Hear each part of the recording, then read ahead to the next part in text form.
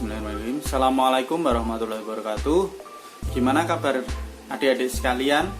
Semoga selalu dalam lindungan Tuhan Yang Maha Esa, sehingga kita dapat beraktivitas seperti biasanya ya. Dan tentu saja kita harus selalu mengikuti himbauan ataupun anjuran dari pemerintah bahwa kita harus selalu menjaga kebersihan dan juga kesehatan ya, kesehatan untuk diri kita pribadi khususnya, sehingga kalau kita sehat tentunya kita dapat beraktivitas sebagaimana mestinya ya.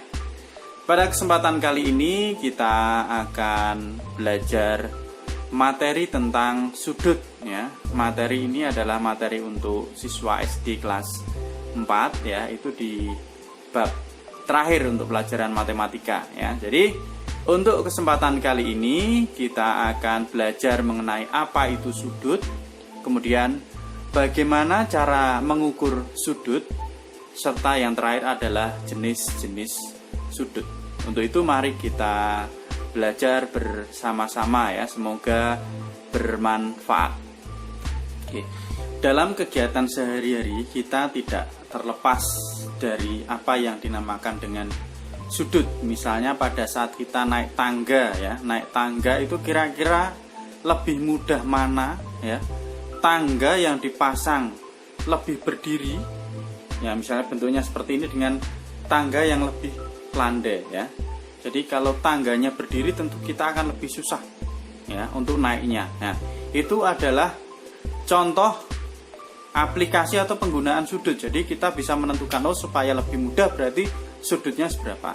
Kemudian ada juga misalnya pada saat kita menonton pertandingan sepak bola ya, atau pada saat kita bermain sepak bola, itu ada yang dinamakan tendangan sudut. Kenapa dinamakan tendangan sudut? Karena tendangannya itu dilakukan dari sudut atau dari pojok lapangan, maka dia dinamakan dengan tendangan sudut. Untuk lebih jelasnya, mari kita lihat ya pengertian sudut ya. Jadi sudut itu adalah pertemuan antara dua buah garis pada satu titik ya, pertemuan dua buah garis pada satu titik. Oke, di sini Bapak misalnya punya dua buah pulpen ya. Pulpen ini kita anggap dua buah garis ya.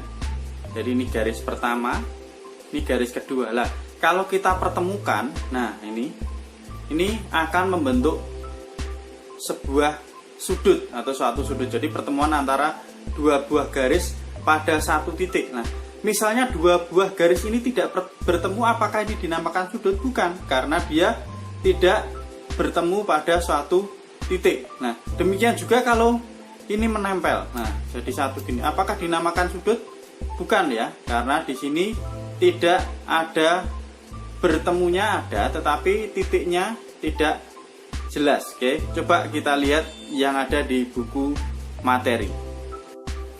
Oke, di sini jadi pengertian dan bagian-bagian sudut ya, tadi sudah sedikit saya jelaskan. Dua garis lurus yang bertemu pada suatu titik akan membentuk sudut. Jadi garisnya itu adalah dua garis lurus ya, syaratnya di sini dua garis lurus dan bertemu pada suatu titik. Intinya adalah dia bertemu ya. Kemudian bagian-bagian sudut nanti ada dua, yaitu ada yang dinamakan kaki sudut dan ada yang dinamakan dengan titik sudut. Nah, kaki sudut itu apa? Dua garis tersebut ini. Dua garis ini dinamakan kaki sudut. Kemudian titik pertemuannya ini dinamakan titik sudut ya. Coba kita lihat gambarnya. Ini adalah sudut BAC, boleh CAB, boleh ya. Tetapi kita tidak boleh menyebutkan sudut ACB ya. Jadi kita bisa membacanya searah jarum jam atau berlawanan arah jarum jam. Lah, pada sudut BAC ini memiliki titik sudut yaitu A. Kemudian memiliki dua buah kaki sudut yaitu kaki sudut AC dan kaki sudut AB. Ya, ini namanya kaki sudut ya, dua kaki sudut dan satu titik sudut. Coba kita lihat satu lagi ya. Ini adalah sudut PQR. Ya, sudut PQR. Ini kaki sudutnya apa? Kaki sudutnya adalah yang QP dan QR. Itu kaki sudutnya. Kemudian titik sudutnya adalah Q ya. Kemudian untuk penulisan sudut sendiri bisa dilambangkan seperti ini ya. Ini tadi sudut BAC atau sudut CAB. Jadi boleh berlawanan arah jarum jam atau searah jarum jam, tetapi tidak boleh dari tengah menyebutnya ya. Itu tadi penulisan atau lambangnya seperti ini. Ini sudut, ini sudah saya jelaskan. Coba kita lihat di sini ada kuis. Tuliskan nama, titik, dan kaki sudut dari setiap gambar berikut untuk memperjelas saja ya. Oke, jadi untuk soal pertama, ini nama sudutnya adalah sudut PQR atau RQP ya, nama aja. Kemudian titik sudutnya adalah titik Q. Kemudian kaki sudutnya adalah QP dan QR. Jadi kalau membaca kaki sudut dimulai dari titik sudutnya ya. Ini buat kita samakan persepsinya ya. Jadi QP dan QR itu adalah kaki sudutnya.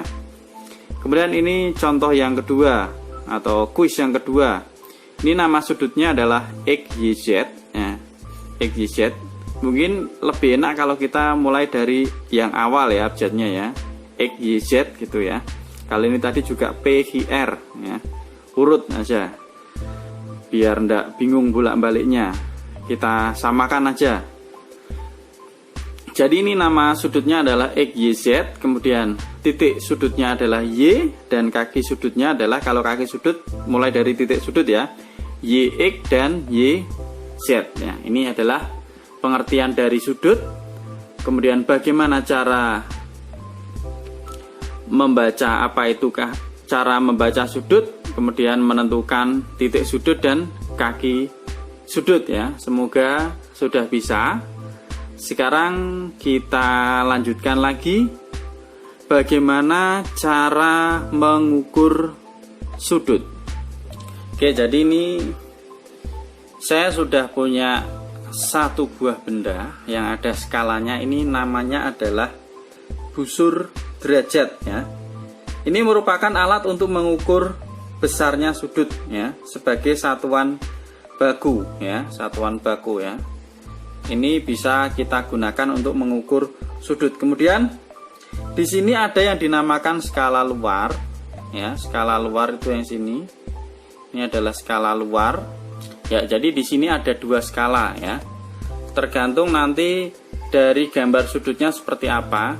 Jadi skala luar itu yang ini mulai dari kiri ya, 0, 10, 20, 30, 40, 50, 60 sampai dengan 180, karena garis lurus itu besar sudutnya adalah 180 derajat. Ini namanya skala luar yang atas ya. Kemudian ada yang dinamakan skala dalam. Skala bagian dalam itu yang ini 0, 10, 20 dan seterusnya sampai dengan 180 derajat. Kemudian ada juga yang dinamakan tepi skala ya. Ini bagian tepi, bagian pinggir skalanya. Ini namanya tepi skala. Oke, ini tepi skala ya, yang ada garis-garisnya ini tepi skala. Kemudian titik pusat busur. Titik pusat busur itu yang di sini tengah-tengahnya ini. Ini dinamakan dengan titik pusat busur derajat. Kemudian ini ada garis ini dinamakan garis alas busur derajat. Jadi paling tidak kita tahu skala luar ini yang atas, skala dalam itu yang bawah ya.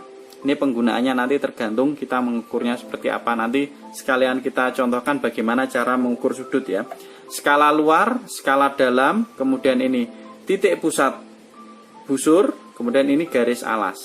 Ini adalah tepi skala seperti ini. Nah, ini. Kemudian bagaimana cara menggunakannya ya. Oke, kita lihat. Ini akan saya lihatkan gimana cara menggunakannya. Coba perhatikan contoh soal yang ada di buku matematika ya. Ini di bab 9. Hitunglah besar, ini tadi adalah sudut ya, lambangnya seperti ini ya. Hitunglah besar sudut ABC berikutnya. Ini sudut ABC namanya. Diingat tadi titik sudutnya apa? Titik sudutnya adalah yang B. Kemudian kaki sudutnya adalah BA dan BC, itu kaki sudutnya ya. Kemudian bagaimana cara menghitung besar sudutnya? Ini. Perhatikan cara mengukur besar sudut ABC berikut. Nah, kita ikuti di sini dulu baru nanti kita praktekkan ya. Jadi langkah pertama, letakkan titik pusat busur di titik B, ya, letakkan di tengah-tengah sini. Pastikan garis AB berimpit dengan garis alas busur, ya. Jadi ini busurnya, tadi kan ada bagian busur itu ada yang dinamakan garis alas seperti ini, kemudian berimpit dengan garis alas. Jadi garis AB-nya, ini kan tadi ABC, AB berimpit dengan garis alas busur. Nah, ini garis alas busur ya.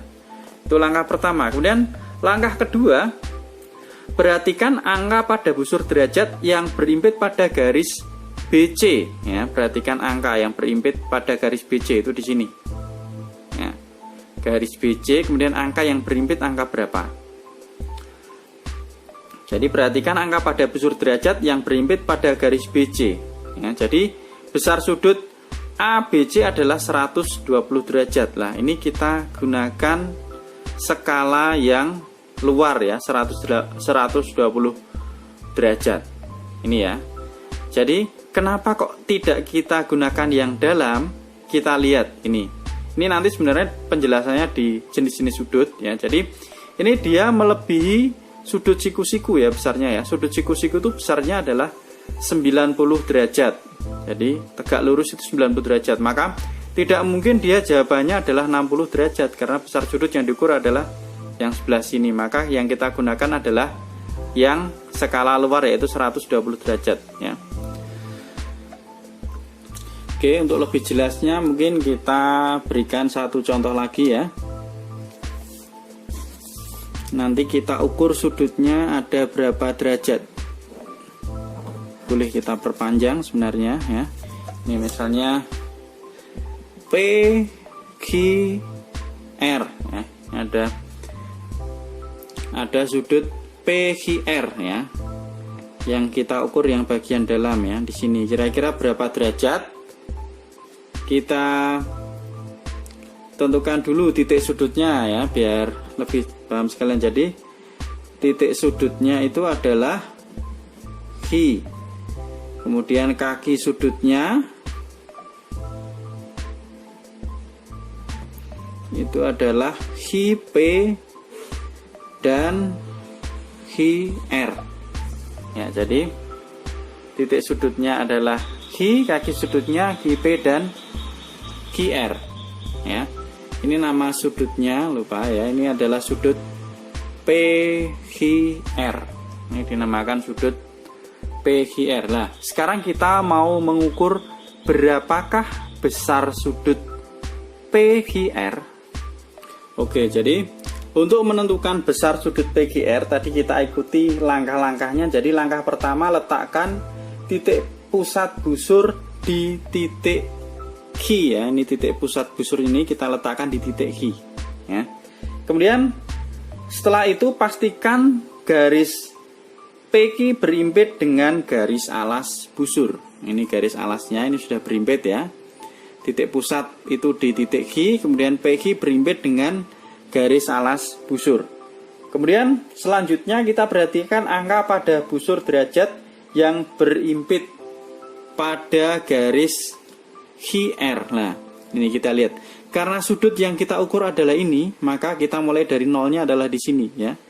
0, 10, 20, 30, 40. Nah, berimpit di angka 50 ya. Jadi besar sudut PQR adalah 50 derajat. Nah, selain tadi kan sudah saya jelaskan, misalnya kalau kurang dari sudut siku-siku itu besarnya berarti tidak mungkin kita menggunakan nilainya 130. Nah, yang kedua patokannya ini yang paling utama adalah kita mulai angka nolnya dari mana. Jadi kalau kita membaca sudutnya ke sini, otomatis kita tidak mungkin sudutnya dari 180 ya. Kita mulai ukur sudut pasti dari 0 ya. 0, 10, 20, 30 jadi ke sini ya.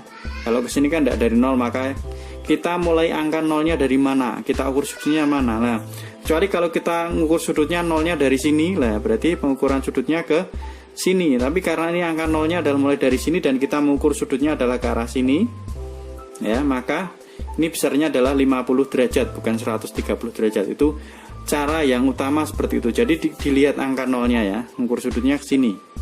Nah, Mungkin bisa juga dibalik dari sini. Nah, kalau dari sini berarti angka nolnya yang mana?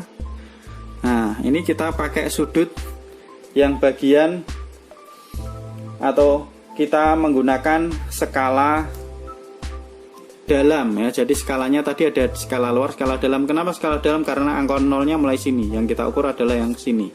Ya, jadi kita patokannya angka nolnya. Yang kita himpitkan dari titik pusat busur sama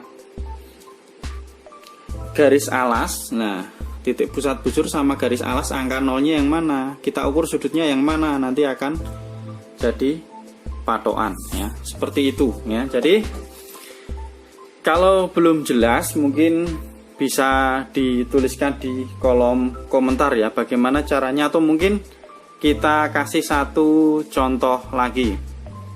Oke, misalnya ini ya, kita buat sudut ABC aja. Ini garis pertama dan ini garis yang kedua. Nah, seperti ini mungkin A, B, C. Jadi dibolak-balik tetap nilainya sama. Jadi caranya kita himpitkan, mau kita ukur dari mana? Dari sini ke sini atau dari sini ke sini, dari A ya, lebih enaknya ya, dari A ke C. Maka kita himpitkan titik pusat busur di titik B. Ya. Kemudian setelah itu pastikan bahwa garis alasnya itu adalah berimpit dengan garis AB ya. Dilihat di sini, garis alasnya berimpit dengan garis AB. Ini garis alas busur, jangan sampai geser-geser karena ini juga akan berpengaruh kepada nilainya. Nah, kemudian kita lihat skalanya. Karena kita nolnya dari sini, ngukurnya ke sini, maka kita pakai skala yang luar ya, nolnya yang atas ke sana. Berarti ini nilainya adalah berapa ini? Ini 90, 95. Pasnya di sini 6, 7, 8. Ini 98 derajat ya, sudut. Nah, jadinya miring-miring ya. Jadi sudut ABC itu 98 derajat. Nah, caranya seperti itu ya. Mungkin bisa kita balik, misalnya dari sini kita ukurnya ke sana. Kalau tadi kan ukurnya dari A, sekarang ukurnya dari C. Ya, nilainya juga harus sama ya. Kalau dari sini 98, ke sininya juga 98. Jadi kita ngukurnya pakai skala dalam. Skala dalam kita lihat di sini 90, 95, 6, 7, 8 ya, belum sampai 100 sama ya. 95 lebih sedikit. 98 ya. Nilainya adalah sama ya. Jadi begitu cara untuk mengukur sudut. Kita ingat-ingat ya, yang kita gunakan itu kita mulainya dari mana tadi ya. Misalnya di sini, kalau nolnya dari sini berarti kita ukurnya ke sini. Kemudian kalau kita mau ukur ke arah kiri berarti kita pakai skala yang dalam. Tergantung kita mau ukur kanan atau kiri. Kemudian patokan yang kedua tadi adalah dengan menggunakan jenis sudut tadi. Apakah dia sudah melebihi sudut siku-siku atau belum? Kalau dia sudah melebihi sudut siku-siku berarti kita lihat angka yang besar. Tetapi patokan utama adalah yang kita gunakan itu tadi. Kita membaca nolnya dari mana. Oke, mungkin begitu untuk pengukuran besar sudut. Kemudian untuk materi yang selanjutnya tentang jenis-jenis sudut ya. Jenis-jenis sudut. Nah, di sini kita lihat dari buku aja langsung. Jadi jenis sudut itu ada 4, di sini dijelaskan ya. Jadi ada yang namanya sudut lancip. Sudut lancip itu adalah sudut yang besarnya antara 0 dan 90 derajat ya. Antara 0 dan 90 derajat itu sudut lancip. Kemudian sudut siku-siku. Sudut siku-siku itu besarnya adalah 90 derajat. Sudut tumbul itu besarnya antara 90 dan 180, dan sudut lurus itu membentuk garis lurus. Garis lurus ini besarnya 180 derajat. Jadi ada patokannya ada 2 ini, sudut siku-siku sama sudut lurus ya. Jadi kalau dia nilainya lebih dari sudut siku-siku atau tidak, satu aja cukup ya. Patokannya cukup sudut siku-siku. Jadi kalau besar lebih dari 90 derajat atau lebih dari sudut siku-siku itu dia merupakan sudut bertumpul. Sedangkan kalau nilainya kurang dari 90 derajat itu merupakan sudut lancip ya. Mungkin itu penjelasan mengenai pengertian sudut, kemudian bagaimana cara membaca sudut serta jenis-jenis sudut ya. Mungkin untuk lebih jelasnya bisa dikerjakan untuk. Oke, demikian tadi kita sudah sedikit belajar tentang sudut ya. Ini mengenai pengertian sudut, apa itu titik sudut, apa itu kaki sudut ya. Kemudian bagaimana cara mengukur sudut serta jenis-jenis sudut ya. Semoga bermanfaat. Sekali lagi terima kasih sudah belajar bersama. Mohon maaf apabila ada kekurangan. Saya akhiri. Wassalamualaikum warahmatullahi wabarakatuh.